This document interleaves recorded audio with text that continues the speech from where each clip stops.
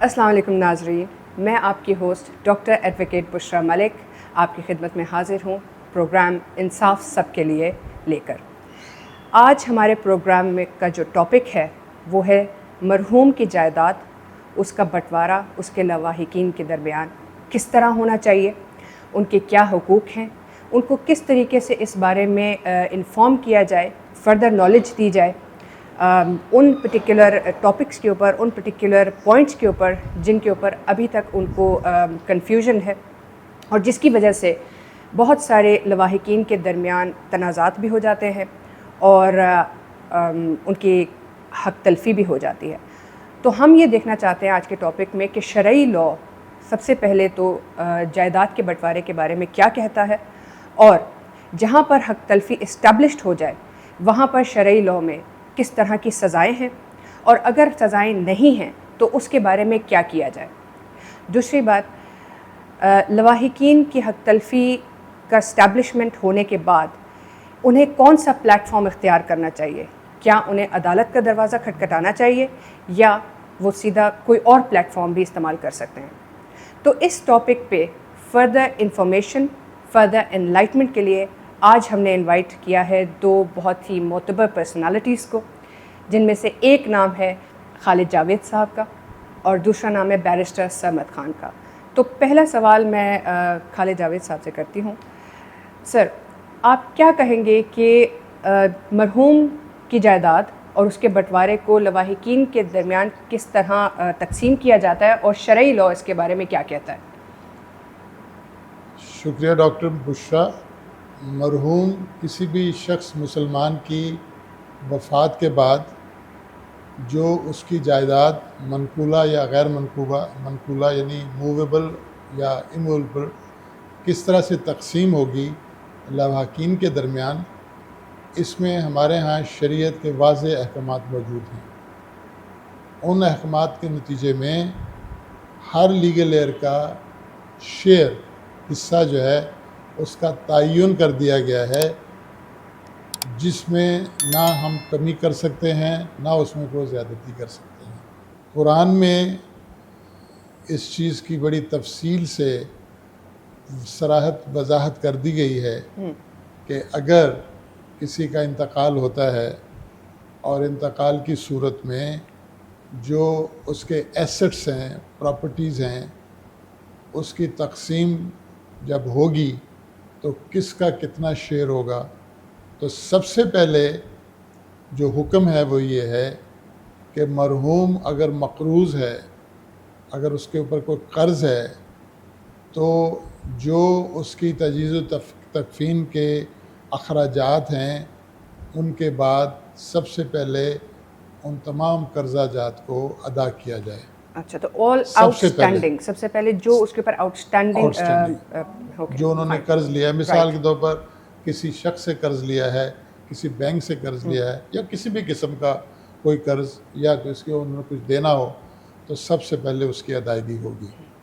ٹھیک ہے۔ پھر جو باقی ایسٹس اور پراپرٹیز بچیں گی ان میں مختلف جو رشتہ دار ہیں جن کو ہم قانونی ورثہ کہتے ہیں، لیگل ایئرز کہتے ہیں، ان کی تقسیم کچھ اس طرح سے ہوگی کہ اگر مرحوم کا بیوی ہیں، بیٹا ہے ایک یا ایک سے زیادہ ہیں، بیٹیاں ہیں، تو بیٹا ہونے کی صورت میں جو مرحوم کی وائف ہے جن کو ہم وڈو کہتے ہیں، اس کو 1/8 حصہ ملے گا تمام جائیداد کو جمع کر کے۔ اس میں موویبل بھی شامل ہیں، اس میں اموویبل بھی شامل ہیں۔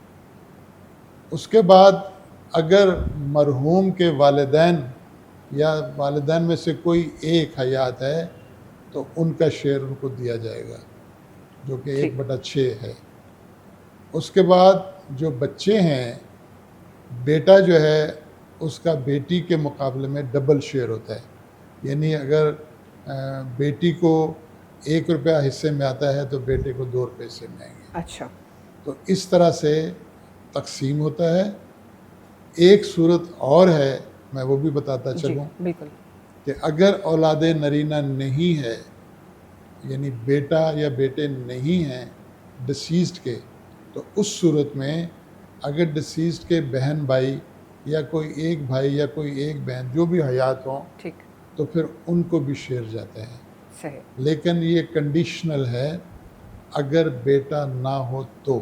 اگر بیٹا ہے تو پھر بہن بھائیوں کا کوئی حصہ اس میں نہیں ہے. اچھا اس میں تھوڑا سا کنفیوز ہو جاتے ہیں لوگ کہ اگر والدین زندہ ہیں اور ماں اگر فوت ہو گئی ہے, مطلب ماں دیٹ مینس کہ جو مرحوم ہے اس کی مدر وہ اگر فوت ہو گئی ہیں تو وہ حصہ ان کا ٹرانسفر ہوگا مرحوم کے بہن بھائی پہ یا پھر وہ بھی کینسل ہو جائے گا؟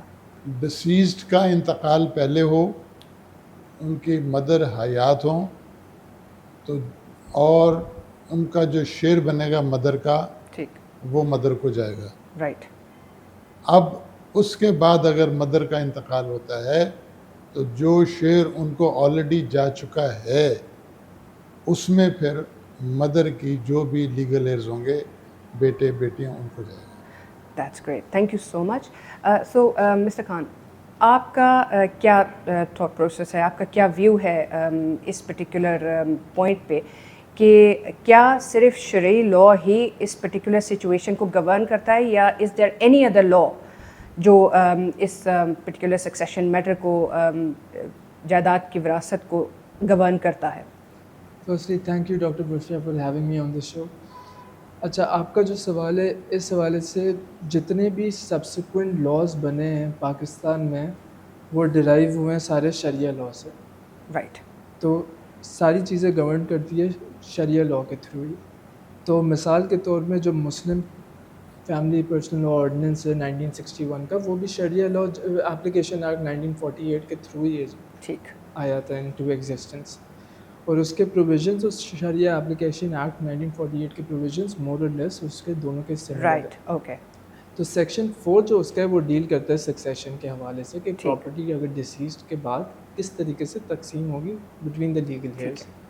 اب سب سے پہلے تو لیگل ہیئرز اگر کنسینٹ کرتے ہیں کہ ہم یہ پراپرٹی چاہتے ہیں کہ کسی ایک لیگل ہیئر کے نام پہ کرنا چاہتے ہیں تو اس کا بھی ایک اسپیسیفک پروسیجر بتایا گیا ہے. رائٹ. کہ مثال کے طور میں باقی جتنے لیگل ہیئرز ہیں اگر وہ کنسینٹ کرتے ہیں اور نو آبجیکشن دیتے ہیں کہ ہم چاہ رہے ہیں کہ ان کے اس کے نام پہ پراپرٹی ہو جائے اس لیگل ہیئر کے, تو ایک letter of if it's an immovable property تو لیٹر آف ایڈمنسٹریشن ہوگا. رائٹ. اگر موویبل پراپرٹی ہوگی تو سکسیشن سرٹیفکیٹ ہوگا. اوکے. پروسیجر دونوں کے آبٹین کرنے کے اٹس سیم. اچھا تھوڑا سا اس کو اگر آپ ہماری آڈینس کے لیے تھوڑا سا سمپل کر کے بتائیں کہ اگر immovable property basically what is immovable property, what is movable property, اور ان دونوں کے لیے ان سمپل ٹرمز ان کو کہاں جانا ہوگا, کیا what's going to be the first step for them? Immovable property جیسے کہ لینڈ پراپرٹی جتنی بھی جو فکسڈ ایسیٹس ہیں یہ ساری چیزیں اموویبل پراپرٹی میں شمار ہوتی ہیں. جیسے کہ گھر ہو گیا, کسی کا آفس ہو گیا, یہ اموویبل پراپرٹی میں. اس کے لیے لیٹر آف ایڈمنسٹریشن آپ کو آبٹین کرنا ہوتا ہے. رائٹ. لیٹر آف ایڈمنسٹریشن ابھی تو انہوں نے یہ بھی نکالا ہے کہ آپ نادرا میں جا کے لیٹر آف ایڈمنسٹریشن آبٹین کر سکتے ہیں, لیکن اس کے لیے بھی نادرا کے پاس اگر آپ جائیں گے اور نادرا نے ڈکلائن کر دیا آپ کی ریکویسٹ, اور کیونکہ آپ کے پاس پراپرٹی ڈاکیومنٹس پورے مکمل نہیں ہیں تو پھر ڈکلائننگ سرٹیفکیٹ آپ اپنی لیٹر آف ایڈمنسٹریشن کی اپلیکیشن کے ساتھ ڈسٹرکٹ جج کے پاس فائل کرتے ہیں. رائٹ. تو ڈسٹرکٹ جج کے پاس آپ فائل کر کے باقی سارے جو لیگل ہیئرز ہیں ان کی کنسینٹ آپ لیں گے, اور کنسینٹ اگر مل گئی اور اس کے ساتھ 2 وٹنسز بھی آپ کو ان کے بھی ایفیڈیوٹ کورٹ میں جمع کروانے ہیں. رائٹ. تو کورٹ کچھ سوالات پوچھتی ہیں جس کے نام پہ پراپرٹی ہو رہی ہیں, اور اس کے بعد لیٹر آف ایڈمنسٹریشن گرانٹ کر دیتی ہیں ان کے نام پہ. پھر لیٹر آف ایڈمنسٹریشن کے تھرو میوٹیشن ہوتی ہے in favour of all the legal heirs, اور سبسیکوینٹلی 1 سال بعد پھر جو ٹائٹل ڈاکیومنٹ ہوگا, جو اگر ٹرانسفر پورا جو پراپرٹی ہوگی وہ اس لیگل ہیئر کے نام پہ ہوگی جس کے نام پہ سارے لیگل ہیئرس ہیں کنسینٹ دے دیے کہ ان کے نام پہ پراپرٹی ہو جائے. Succession on the other hand وہ موویبل پراپرٹی جیسے کہ شیئرز ہو گئے, بینک اکاؤنٹ میں جتنے آپ کے پاس اماؤنٹ پڑی ہے اس حوالے سے ڈسیز کے پاس جو اماؤنٹ پڑی ہے وہ چاہ رہے ہیں کہ یہ سارے ایک لیگل ہیئر کے نام پہ ہو جائے. لیکن there is an issue as well. اگر مثال کے طور پر کوئی لیگل ہیئر اپنا نو آبجیکشن نہیں دیتا, کہتا ہے کہ نہیں مجھے اپنا شیئر چاہیے, which is mostly the case. وہ کہتے ہیں ایموشنز اتنے ہائی ہوتے ہیں اس ٹائم پہ, اینڈ دین کبھی کسی کا کوئی مسئلہ سامنے آ جاتا ہے, کبھی کوئی مسئلہ سامنے آ جاتا ہے, تو وہ اس ایموشنز کی بیس کے اوپر they are not able to reach to the point کہ اس وقت ضروری کیا ہے. بالکل ایسا ہی. تو اس طرح کی سچویشن میں سوری آپ you had to carry on. اس میں اس طرح کی جو سچویشنز ہوتی ہیں اس میں زیادہ تر ہوتا ہے کچھ لیگل ہیئرس کہتے ہیں کہ یہ ہماری فیملی کی پراپرٹی ہے، ہم نہیں بیچنا چاہتے، باقی لیگل ہیئرس کہتے ہیں کہ ہمیں اپنا حق چاہیے، شیئر چاہیے اس میں. تو اس میں سوٹ فار ایڈمنسٹریشن پھر آپ کو فائل کرنا ہوتا ہے کورٹ میں. سوٹ فار ایڈمنسٹریشن کا پرپز ہی یہ ہوتا ہے کہ جو پراپرٹی ہے اس میں سارے لیگل ہیئرس کو اپنے رسپیکٹیو شیئرز مل جائیں. اگر مثال کے طور پر ایک لیگل ہیئر کہہ رہا ہے کہ وہ پراپرٹی اپنے نام پہ، فیملی کے نام پہ ہی رکھنا چاہ رہا ہے، تو اس کے پاس بھی، کیونکہ کورٹ جیسی سوٹ فار ایڈمنسٹریشن میں ایک پریلیمنری ڈکری ڈراپ کرتا ہے جس میں ہوتا ہے کہ جو ڈیسیزڈ کی انڈسپیوٹڈ پراپرٹی، جو باقی سب کہہ رہے ہیں کہ یہ ڈیسیزڈ کے نام پہ ہی ہیں، اس حوالے سے وہ کہتے ہیں کہ یہ انڈسپیوٹڈ پراپرٹی ہے، اس کی ویلیویشن کریں. رائٹ. ویلیویشن سے پتہ چلے گا کہ پراپرٹی کی ویلیو کتنی ہے ان مانیٹری ٹرمز کے، مطلب 1 کروڑ کی پراپرٹی ہے، 2 کروڑ کی پراپرٹی، 3 کروڑ. جب پتہ چل جائے گا کہ ویلیو کتنی ہے پراپرٹی کی، اس حوالے سے پھر بڈنگ ہوگی، آکشن پروسیس ہوگا. آکشن پروسیس کے تھرو جو پروسپیکٹیو بائرز آئیں گے، بائر خریدیں گے پراپرٹی، جس اماؤنٹ میں پراپرٹی بکے گی اسی رسپیکٹیو شیئر سارے پھر لیگل ہیئرس کو اسی حوالے سے ملیں گے. اب جو بڈنگ پروسیس میں بھی یہ بتایا گیا کہ مثال کے طور میں ایک لیگل ہیئر چاہ رہے کہ پراپرٹی فیملی میں ہی رہے، تو ان کا رائٹ بنتا ہے کہ وہ سب سے پہلے بڈ کریں اور ان کی بڈ ایکسیپٹ کی جائے. تو سب سے پہلے is this an ethical duty یا پھر it's a legal obligation? It's legal obligation. پہلے فیملی میں. سر آپ سے سوال یہ ہے کہ کیا یہ ایک نارمل آڈینس جو عام عوام ہے ان کو یہ کوئی وکیل ہی ہائر کرنا پڑتا ہے اس پرٹیکولر سچویشن کے لیے، یا وہ سیلف لیٹیگنٹ بھی ہو سکتے ہیں؟ سیلف لیٹیگنٹ مطلب عوام کے لیے کہ وہ خود بھی اپنا کیس پریزنٹ کر سکتے ہیں کورٹ میں. دیکھیے، ہر شخص کو یہ بنیادی حق حاصل ہے کہ وہ عدالت میں جا کے اپنا کاز خود پلیڈ کر سکتا ہے. ٹھیک ہے. کسی قسم کی کوئی ممانعت نہیں ہے. وکیل صاحب کو جو انگیج کیا جاتا ہے اس کا مقصد یہ ہوتا ہے کہ بھی قانون کے مطابق چیزیں ہوں، قانون کی کیا منشا ہے، کیا ریکوائرمنٹ ہے.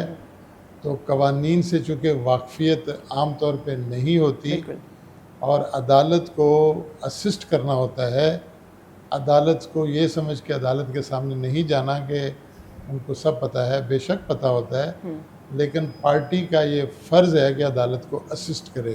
ٹھیک. تو اس اسسٹنس کے لیے وکیل صاحب کو انگیج کیا جاتا ہے.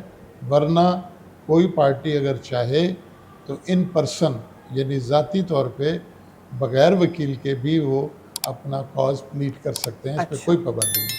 اوکے. اچھا، اسی سے آگے ایک سوال میں آپ سے کرنا چاہوں گی. اگر بہت سارے ریزن ہوتے ہیں جس کی وجہ سے وہ وکیل ہائر نہیں کر پاتے، سب سے بڑا ریزن فائنانسز ہوتے ہیں. اب اس طرح کی سچویشن میں اگر کوئی اپلیکنٹ ہے تو اس کو ہاؤ شوڈ ہی، مطلب وہ کس طرح پروسیڈ کرے؟ کیا اس کو سب سے پہلے نادرا جانا ہے؟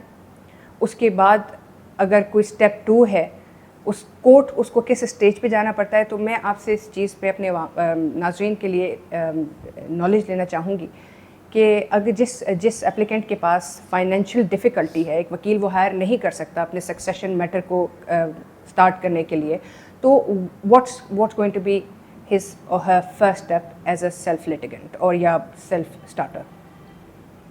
دیکھیے، پہلی بات تو یہ ہے کہ بار ایسوسیشنز اور بار کونسلز اگر کوئی شخص ان کو اپروچ کرے کہ بھی میری فائنینشیل پوزیشن ایسی نہیں ہے کہ میں کسی ایڈوکیٹ کو ہائر کر سکوں، تو وہاں سے ان کو وکلاء ہائر کر کے دیے جاتے ہیں.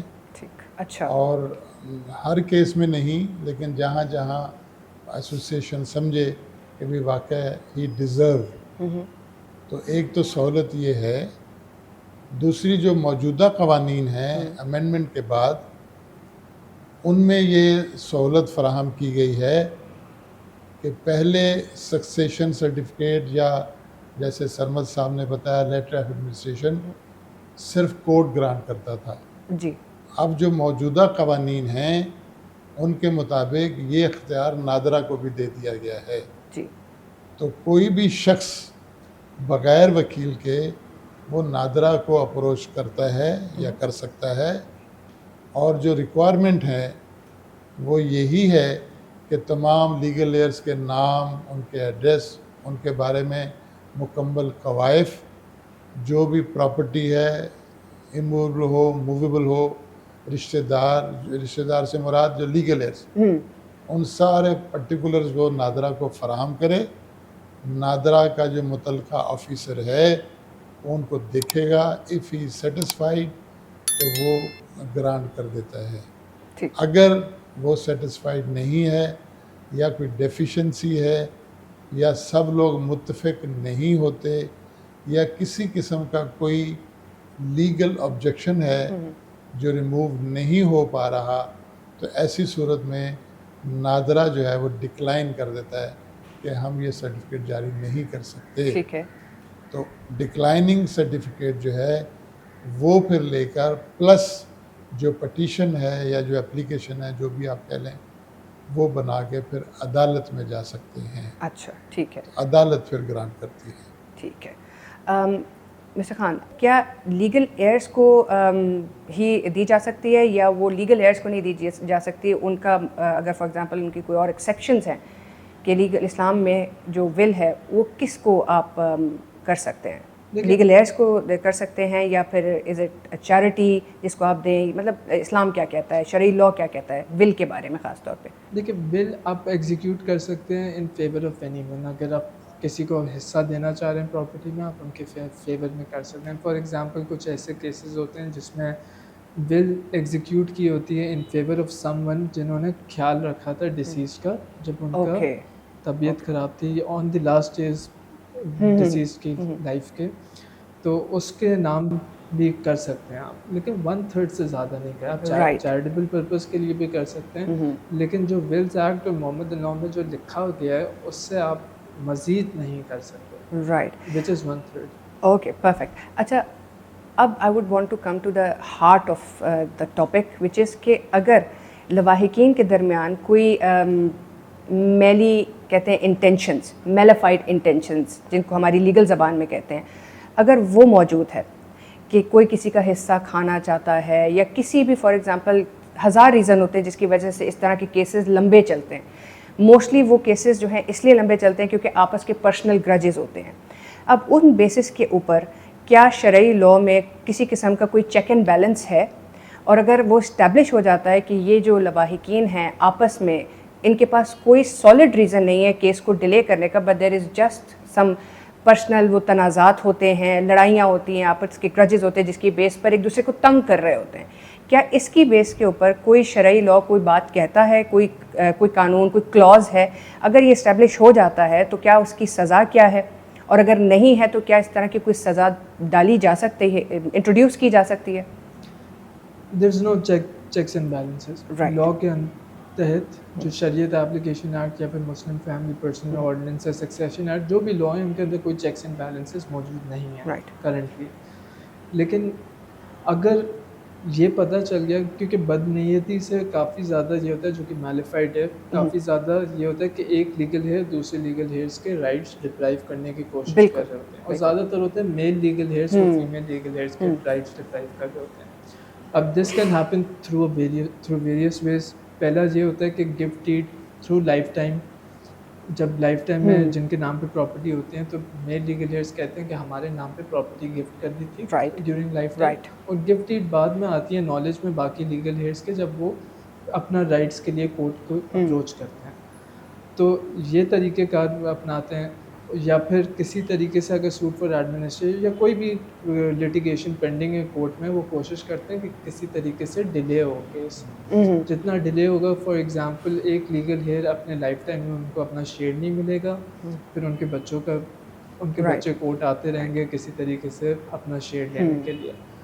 تو اس حوالے سے ایک تو پاکستان پینل کوڈ میں section 498A which deals with this، جو کہ یہ کہتا ہے کہ اگر یہ پتہ چل گیا کہ دیر از کرولٹی ٹورڈز وومن، جب آپ کو پراپرٹی رائٹ سے ڈپرائیو کرنے کی کوشش کر رہے ہوں کسی عورت کو، تو اس کی سزا دی گئی ہے 10 سال کی، میکسیمم 10 سال کی سزا ہے یا پھر 1 ملین فائن ہے. اور اس کا بھی کوگنیسنس کورٹ یا آپ خود لیٹیگنٹ کمپلینٹ فائل کر سکتے ہیں بیفور دی کنسرن میجسٹریٹ، جو کہ دیکھے گا کہ یہ فینس بنتا ہے یا نہیں بنتا، پھر اس کا کوگنیزنس لے گا.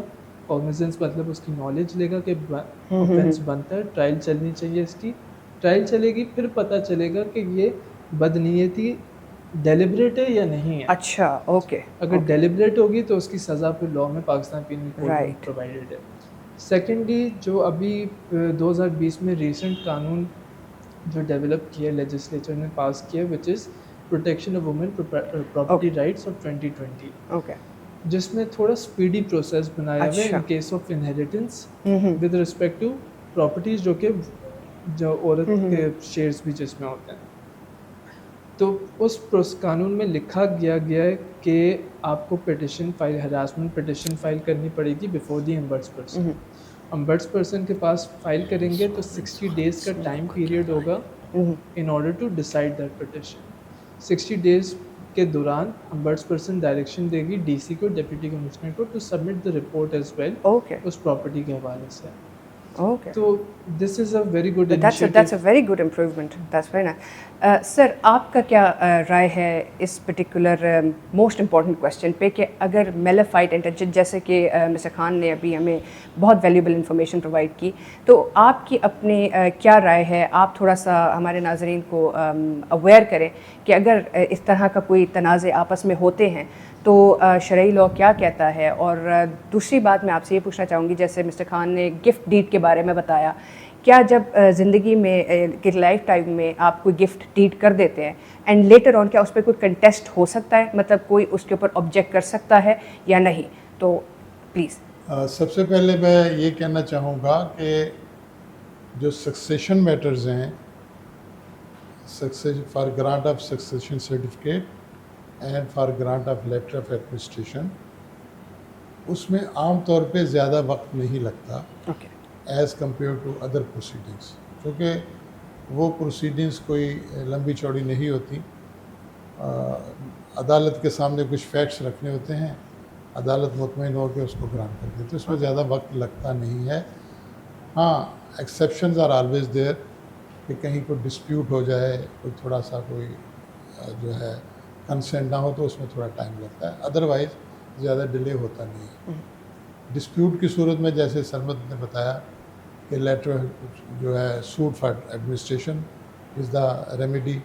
اور بلکہ ایک اور چیز بھی ہے، اگر سکسیشن پٹیشن فائل ہو اور اس میں کوئی ڈسپیوٹ آ جائے کسی لیگل ایئر کی طرف سے، یا کوئی لیگل ایئر کانسینٹ نہ دے، نو آبجیکشن نہ کرے، تو اس صورت میں کورٹ کو یہ اختیار ہے کہ اس سکسیشن پٹیشن کو آرڈنری سوٹ میں کنورٹ کر دے.